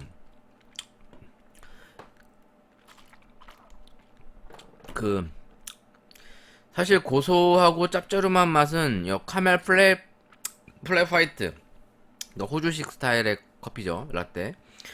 이게 조금 더 괜찮은데, 뭐라 할까, 음료의 청량감? 느끼느끼한 맛이 좀 덜한 게 에스프레소 벨벳 라떼. 근데 이게 인위적인 커피 향, 그거 있죠, 커피 사탕 향, 그런 게 좀 느껴져서, 이런 RTD 커피류들은 인위적인 이런 뭐라 할까, 이 향료를 넣어요. 향료를 우리가 직접 이렇게 내려서 먹는 즉석 커피들은 향료가 따로 안 들어가거든요. 근데 이제 이런 류의 커피들은 향료를 좀 첨가를 해서 그런지 좀 인위적인 향들이 좀 느껴져요. 마치 커피 농축액을, 커피 사탕 같은 거를 먹는 듯한. 지금 이 제품 같은 경우에 좀 깔끔합니다. 카멜의 플랫 화이트보단 짭조름한 맛은 없고 좀 깔끔한데, 이것도 생각보다 덜 다네요. 여기 보면 당이 들어간 게 없네. 괜찮은데? 솔직히 그냥 일반인들이 마시기에는 프렌치 카페 로스터리 아니 더 나을 것 같아.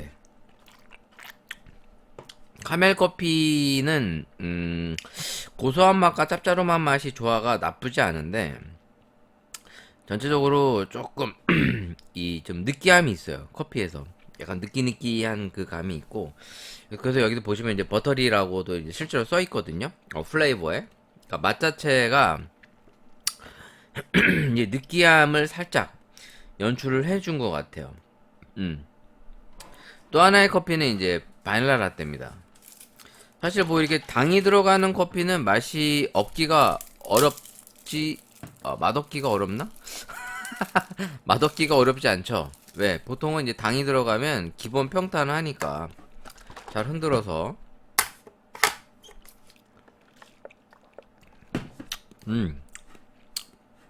맛있어. 솔직히 맛있다. 그냥 그래도 프렌치 카페나 메일 유업 이렇게 좀 메이저 회사들, 그럼 동원은 무시하는 거냐? 아, 그런 거 아니에요. 저 개인적으로 동원 오리진스 시리즈 맛있게 먹었는데 그냥 대표군의 커피들이 더 나은 것 같네요.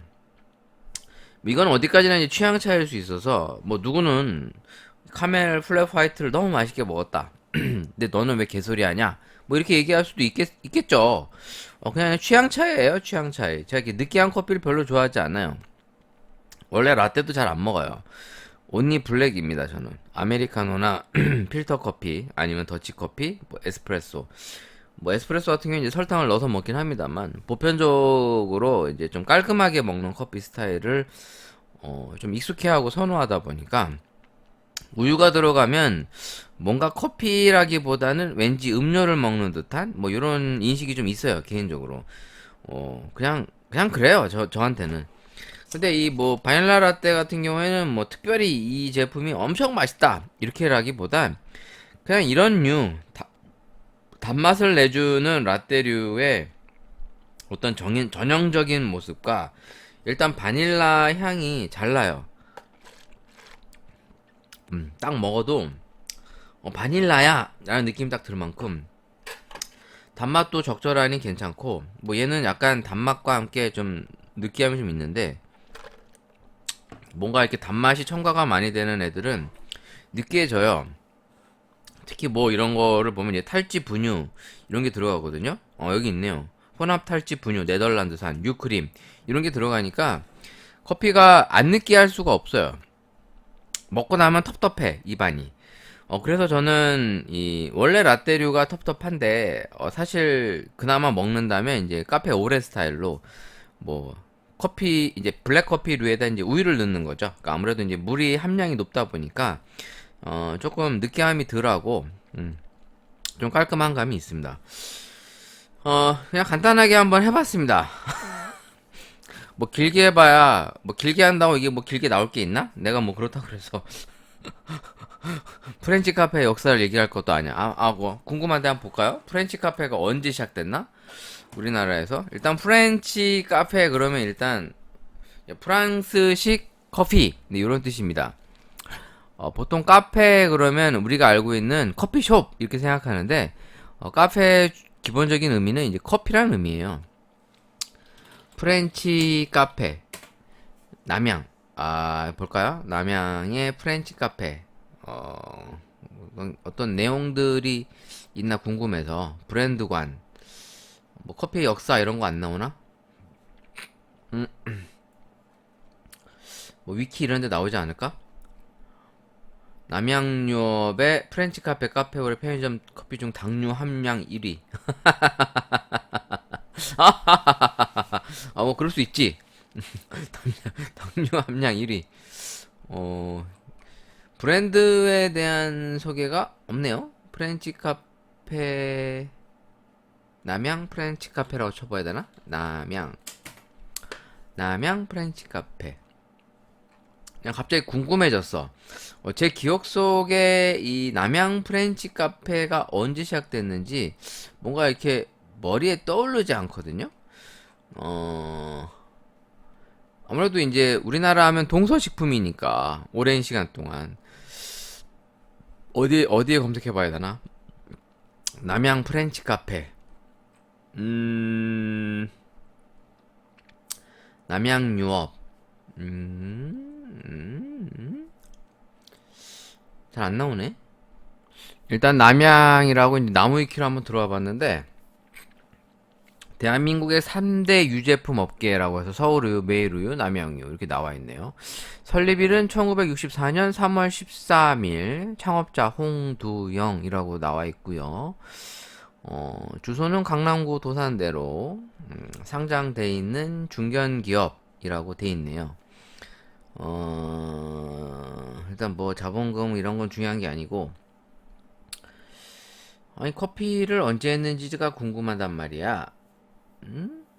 일단 저의 기억 속에는 80년대에 이 남양 3.4 우유라는 게 엄청 광고를 많이 했었어요.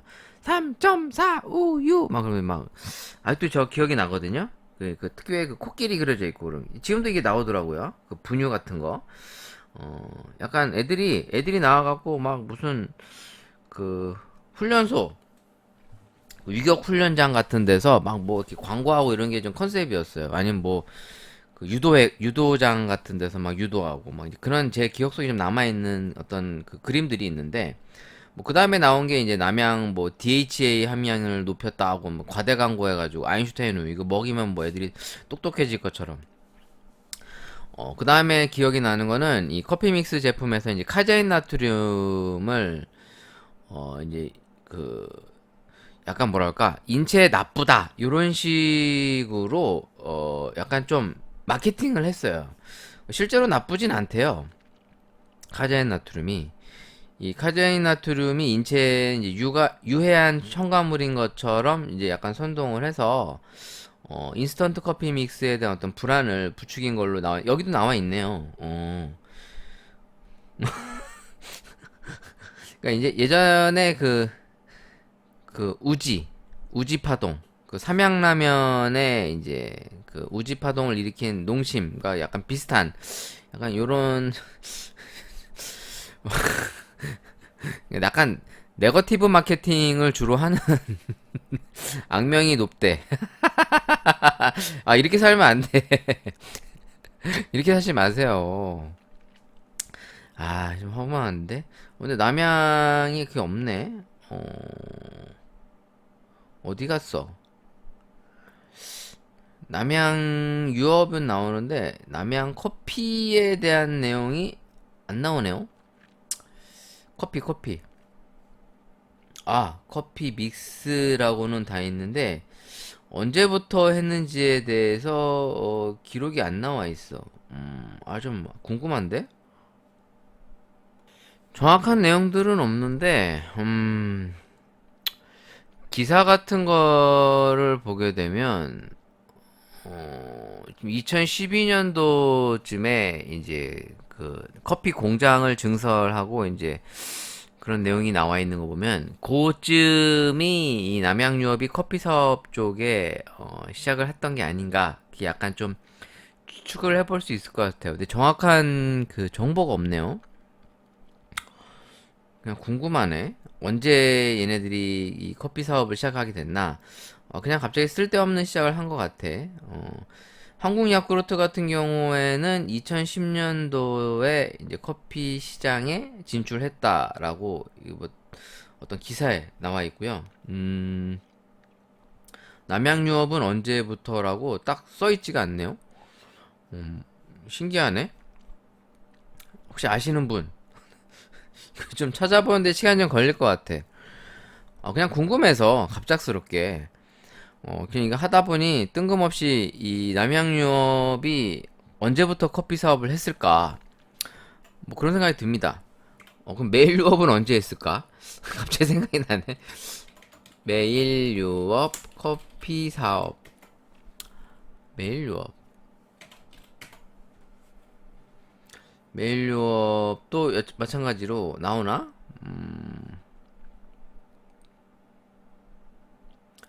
뭐 자세한 정보들이 이게 조금 잘 나오질 않네요. 이게 좀 시간 좀 걸릴 것 같아. 그냥 여기서 그만둬야 되겠다. 이거 찾다가 1시간 넘을 것 같아. 그냥 이렇게 해서 커피 시음을 대충 했습니다. 네가 하는 게 뭐 대충이지 뭐. 맞아요. 뭐 인생 그런 거 아니야?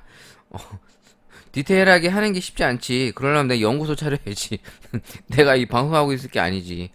그냥 그 커피를 먹어보면서 내 느낌이 어떤지를 이제 기록으로 남기고, 저 역시도 이제 이런 거를 한참 지나가면 다시 한번 이제 들어보거나 그래요. 왜냐면 맛이 기억이 안 나.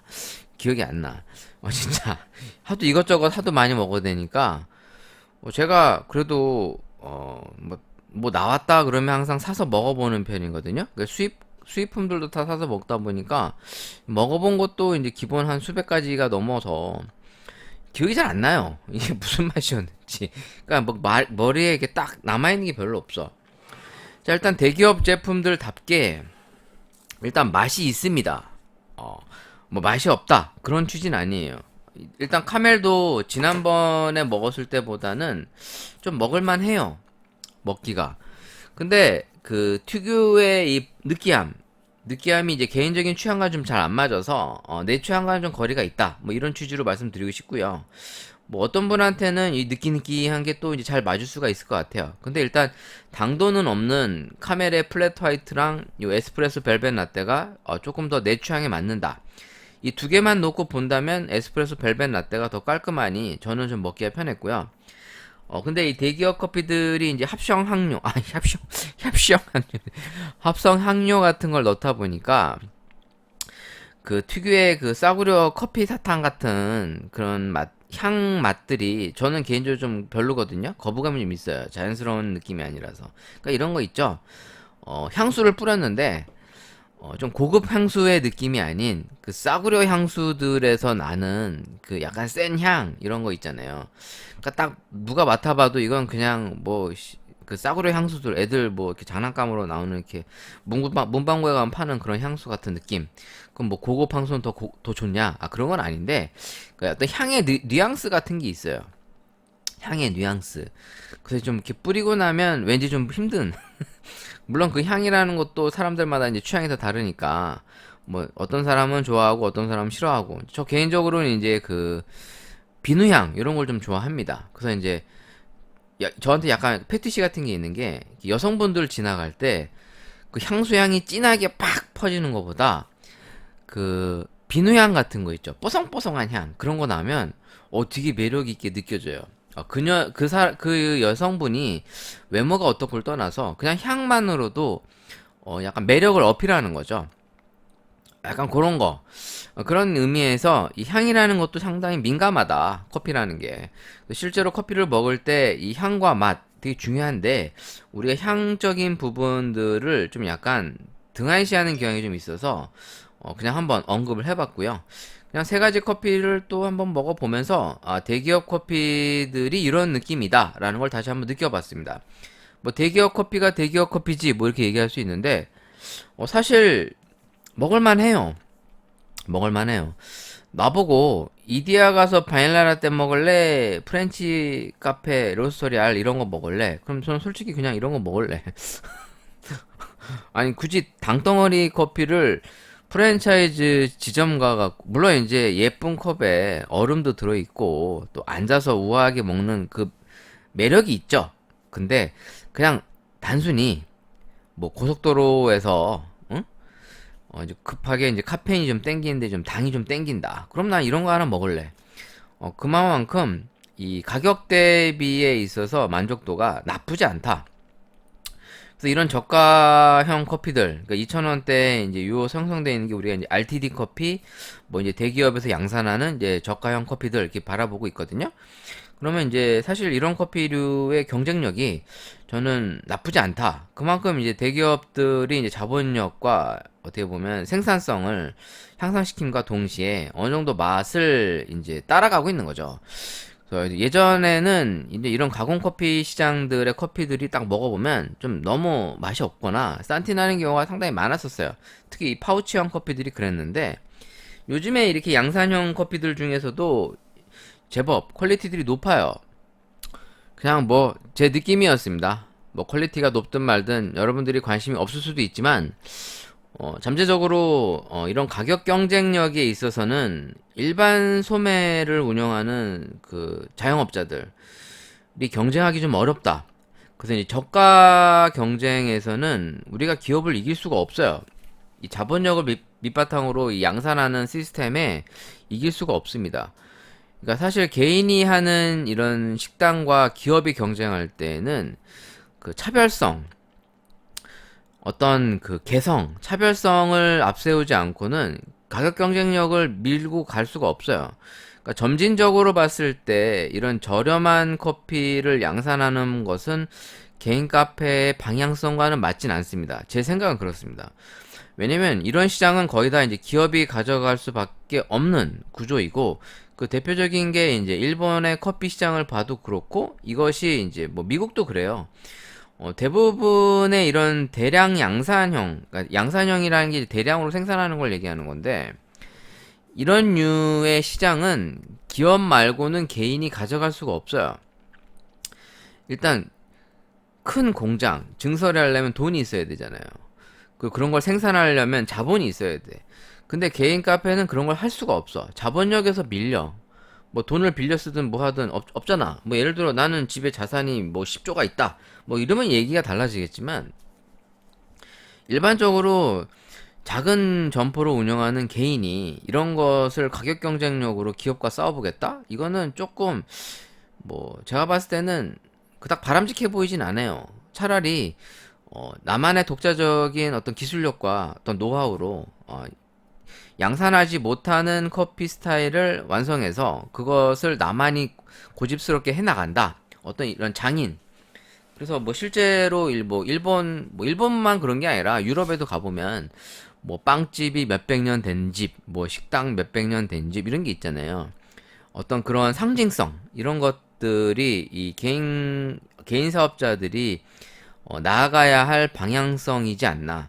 커피를 어떤 부가가치적인 의미에서 높은 퀄리티와 합리적인 가격, 이것을 기업들이 한다면 모르겠는데 기업들이 그렇게 하기 쉽진 않거든요. 그런 의미에서는 그냥 우리가 가야 할 길은 그런 쪽이 아닌가, 뭐 그런 취지에서 말씀 드려봤습니다. 한번 뭐 커피 기사도 한번 있나 볼까요? 커피 기사. 자, 제가 뭐 놓친 게 있나 한번 보고 오늘 방송을 이제 마쳐보도록 하겠습니다. 기사거리들이 없네요. 하기야 뭐 곳에 기사들이 뭐 생길 리가 없겠지? 제가 최근에 그 TV를 보다가 컴포즈 커피 광고를 봤습니다. 정혜인 씨가 나오더라고요. 뭐 광고료를 얼마나 받으셨는지는 잘 모르겠는데, 우리나라에서 이 커피 브랜드, 그러니까 이제 서서히 이제 광고를 하기 시작했습니다. 그 전까지만 해도 이제 보통 대기업들, 우리가 생각하는 뭐 동서식품 이런 데서 이제 광고를 많이 했는데, 커피 프랜차이즈가 광고하는 게 이제 보편적이진 않았었어요. 근데 이제 최근에 이제 탐앤탐스도 그렇고, 이제 컴포즈도 이제 광고를 하는 걸 보면서, 이제 아무래도 이제 회사 규모들이 큰 회사들 같은 경우에는 이제 광고 투입 비용이 이제 상당히 많은 비용을 투자하고 있구나라는 걸 느꼈는데, 저는 광고를 많이 한다고 좋다고 생각하지 않습니다. 왜냐면 그 광고 비용 같은 것이 결과적으로는 그 음료에 책정이 되는 거고, 그런 것이 이제 소비자한테 전가가 되는 구조라는 걸 알기 때문에, 특히 이런 저가 커피를 지향하는 브랜드들이 높은 광고료를 지불하면서 이 광고하는 게 썩 바람직해 보이지가 않아요. 사실 이 저가 커피들이 말로는 스페셜티 블렌드다, 프리미엄 원두를 사용한다라고 표방하고 있지만, 제가 느끼기에는 그렇지 않다고 느껴집니다. 왜냐면 먹어보면 알거든요. 먹어보면 알아요. 뭐 여러분들은 나는 먹어봐도 모르겠는데 뭐 이러면 할 말은 없는데, 좋은 고기를 가지고 우리가 많이 태워 먹지 않는 것처럼 커피가 품질이 좋으면 좋을수록 많이 태울 수가 없어요, 구조적으로. 왜냐면 태울 거면 싼 커피를 사서 태우거든요. 한번 생각해봐요. 자, 2만원짜리 스페셜티가 있고 만원짜리 이제 커머셜 생두가 있다 칩시다. 이제 태워야 돼. 내가 이제 커피를 태워야 할 상황이야. 왜 태워야 되느냐? 프랜차이즈에서 써야 돼서 커피를 좀 쓰게 만들어야 뭐 여러 가지 베리에이션 메뉴를 만들 때 뭐 당분들이 첨가되면 커피가 써야지만 그 맛이 부각이 되거든요.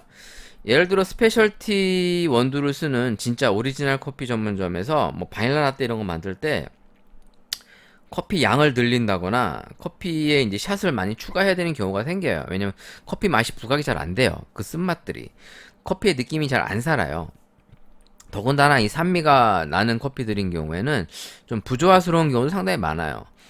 근데 2만원짜리와 만원짜리를 태워야 된다면 여러분들 같으면 2만원짜리를 사서 태우겠어요? 만원짜리를 사서 태우겠어요? 참고로 태우면 커피 맛은 거의 다 비슷해집니다. 스페셜티를 태우든 사우러를 태우든 태우면 그냥 쓴맛밖에 안 나. 그럼 상식적으로 2만원짜리를 태울 수가 없잖아요. 그쵸? 그럼 미치지 않고는 그렇지 않다. 그런 짓을 안 해. 그럼 제일 싼 거 사서 태울 거 아닙니까? 그래 놓고서 스페셜티다, 프리미엄이다 막 광고하는데 납득이 갑니까? 얼마나 넣었는지 알 수 없잖아요. 스페셜티라고 그러는데 100% 스페셜티만 블렌드를 한 건지 0.3% 넣어놓고 스페셜티 블렌드를 아니 그것도 블렌드는 블렌드잖아. 0.3%라도 들어간 건 들어간 거니까요. 그러니까 기업들이 그런 식으로 마케팅을 한다니까요. 그래 놓고서 좋은 커피를 파는 것처럼 광고하면서 또 이제 유명 연예인들을 써. 사람들은 혹하겠지. 근데 이제 좋은 커피를 먹어본 사람들은 알 거예요. 이런 저가 커피의 커피가 좋은 품질의 커피가 아니라는 것을. 그런 의미에서는 바람직해 보이지는 않는다. 최근에 이제 메가커피도 이제 손흥민 씨를 기용한 광고를 이제 게재한다고 봤습니다. 뭐 유명 인사를 쓰는 것이 뭐 그들이 하고 싶다는데 뭐 말릴 순 없어. 근데 그럴 바엔 차라리 시설비를 투자하든가 커피의 퀄리티를 올리든가 아니면 가맹주에게 좀 이익이 돌아가게끔 하는 게 더 낫지 않을까. 이렇게 얘기하면 네가 경영을 몰라서 그래. 맞아. 나는 경영학과 출신인데 경영을 잘 몰라. 그 경영을 할 생각이 별로 없어. 아니 커피 만드는 사람이 커피를 맛있게 만들면 되는 거지. 사람 속여가면서 팔 생각하는 게 그게 정상이야? 자, 아무튼 제 방송 여기까지입니다. 또 이제 어느덧 한 주가 마감이 되고 이제 다음 주에 이제 드디어 추석이 다가옵니다. 아마 9월 9일부터인가? 맞죠? 금, 토, 일, 월. 그래서 이제 좀 9월 9일, 9월 10일, 9월 11일, 9월 12일이 월요일인데 이날이 아마 대체 휴일로 아마 된 것 같아요. 뭐 추석을 기다리시는 분도 있고 뭐 기다리지 않는 분들도 있는데 아마 나이가 좀 드신 분들은 추석을 별로 반가워하지 않을 거야. 왜냐면 이제 돈 쓸 일이 많거든. 근데 뭐 어차피 아시겠지만 죽으면 돈 싸질머 가지도 못합니다. 네, 돈 싸질머 가지도 못하니까 그냥 살아생전 잘 먹고 잘 쓰고 잘 나누고 갑시다. 어차피 물론 이렇게 얘기할 수도 있지. 내가 안 쓰면 자식이 다 쓸 거 아닙니까? 맞아요. 자식이 다 쓰는데 자식한테 무조건 많이 준다고 해서 그 자식이 잘 되는 건 아니기 때문에 우리가 자식에게 줄 때는 돈보다는 올바른 가치 그리고 가치관 올바른 생각 이런 걸 주는 게 더 맞지 않나. 너는 그렇게 하느냐? 나는 가진 게 없어서 우리 아들한테 뭐 주는 게 없어. 그래서 그냥 열심히 사는 모습을 그냥 아들한테 보여주려고 노력하고 있어요. 그러니까 이제 부부싸움 최대 안 하려고 노력하고 부부간의 사이 좋은 모습 보여주려고 노력하고 그래야 이제 아이에게 정서적으로나 삶에 있어서 좋은 의미를 심어줄 수 있을 것 같아서 나쁘다 싶은 거는 되도록 안 보여주려고 노력합니다. 그래서 제가 뭐 올바른 롤 모델은 아닙니다만 아무튼 여러분들의 삶도 보다 아름답고 가치 있는 것들을 누릴 수 있으시면 좋겠고 자, 이 명절에 제가 명절 전에 녹음을 할지 명절 후에 녹음할지는 알 수 없습니다. 아마 시간이 널널하면 명절 전에 또 하겠지. 여러분들 명절 잘 보내시고요. 또 행복한 한 주와 또 행복한 일상이 가득하셨으면 정말 좋겠습니다.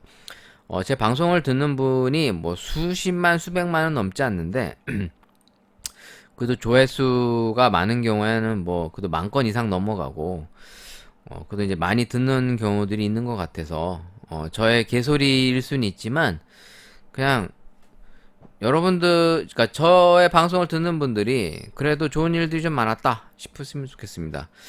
일단 사연과 댓글 항상 기다리고 있고요. 뭐 이제 요새 없는 지가 좀 오래돼서 뭐 여러분들의 근황 토크도 좋고 뭐 문의도 좋습니다. 물론 물어볼 게 없겠지. 답도 똑바로 못하니까. 자, 한 주간 잘 보내시고 우리 또 명절쯤에 다시 한번 찾아뵙도록 하겠습니다. 여러분 안녕히 계세요.